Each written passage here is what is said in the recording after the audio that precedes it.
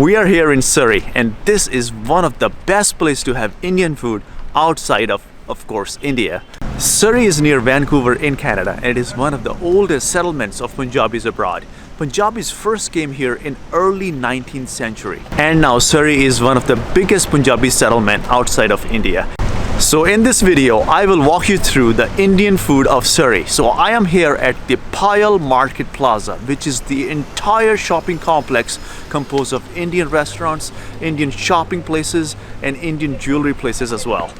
There's Punjab Banquet Hall, there's Bollywood Banquet Hall, Patiala Fashions, another banquet hall, Baga Jewelers, England Fashions. Now you might be thinking, how can there be a British store in an Indian market? Well, let me tell you what's going on. If I had to guess, some Punjabi people came over from England, opened a store, and named their store England Fashions. Khalsa Wireless, Bharat Jewelers, there's Bharati Art Jewelers, Komal Beauty Salon, Kapra Mandi, which is one of the biggest cloth store, Tillo Fashions, Rang De Boutique, Punjab Jewelers, Amritsari Chaat Pandar. That's Navras Sweets and Restaurant. I got a good tip about this place, and that's where we are heading to have some really good Indian Punjabi food.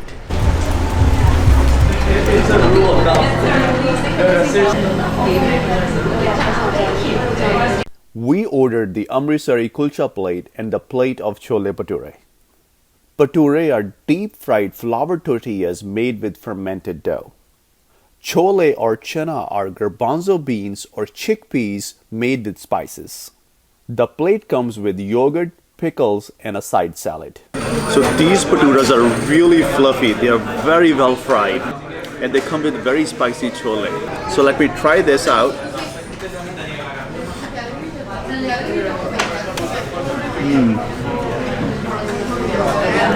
Very crispy, a little spicy, very flavorful. This is definitely one of the best bhaturas I've had. It's true, Surrey does have really good Indian food. The Amritsari Kulcha plate also comes with garbanzo beans, pickles, yogurt, and a small side salad. Amritsari Kulche are from a region called Amritsar in Punjab. Amritsari Kulche are naan bread stuffed with potatoes and spices. So these are kulche, these are basically naan bread stuffed with potatoes. This is very flavorful as well, not as spicy, but has really good, well-balanced flavor of potatoes with some herbs. I can taste some herbs in there as well. A little bit crispy, really good. So after having some chana bhatura, which we call chole bhature, it's now time to have some tea to wash down all that fried food. And their tea is good. You know, I try to have tea at most restaurants that I go because I love cha, chai as you might call it. And most of the restaurants don't really have good Indian tea, masala chai. But I would say this definitely passes, and it's a good tea. That was some really good food. I highly recommend this place. So now I'm off to Saggi Sweets and Restaurant, and it's a really small hole-in-the-wall place to have some really great Indian food. There's a car detailing and a car wash right next door, but I'm not discouraged because I've got a really good tip about this place. I'm starving. I want the Saag and Maki di Roti just the way you make it. Not only did they agree to take my money to give me Maki di Roti with Saag, they also invited me back to the kitchen to show me how they actually make Maki di Roti. So we got the Saag and Maki di Roti, and I've heard that this place makes really good Maki di Roti, which is a corn tortilla, and it's a really hard tortilla to make because the corn is very flaky and it breaks. So I'm breaking into the corn tortilla, the Maki di Roti, and it's very flaky. I'm going to get some Saag.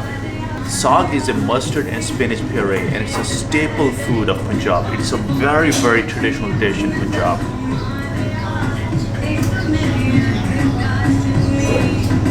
It's really good.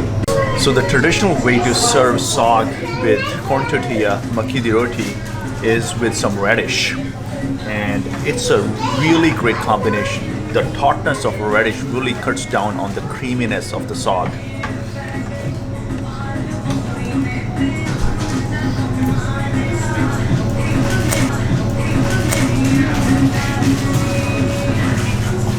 This is really good. This place knows how to make Maki roti with saag. They really know what they're doing.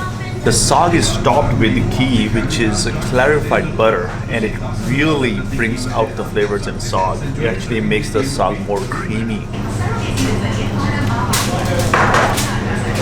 This is the best saag and Maki roti I've had outside of India, besides my mom's cooking. This is really good. My mom makes really good flat Maki roti, but other than that, this is by far the best I've had in any restaurant. That was some really good food. So I am here at Apna Chaat House and I'm going to try Gappa, or you might call them Pani Puri, and also some Dahi Papdi chaat. So I'm here at the Indian style standing Gappa place and got some Gappa here, and also called Pani Puri. So I'm going to try it out and see how it is.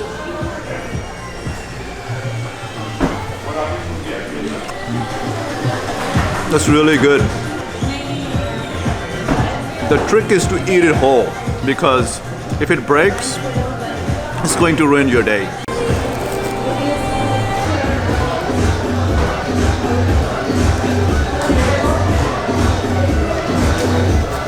I like to eat it with some savory sauce and some sweet sauce.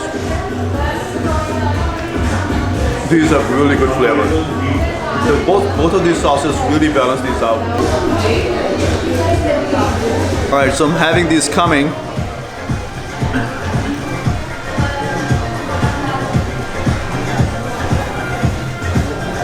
It really has a kick.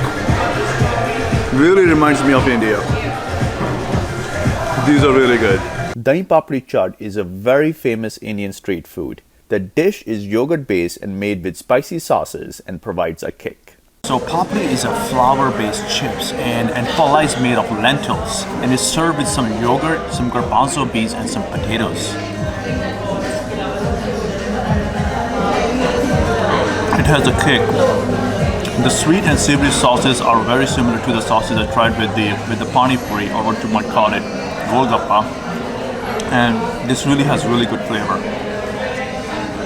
If you want a really spicy mouth, you're craving something very savory, this is the dish to try. It's a really well-known Indian appetizer.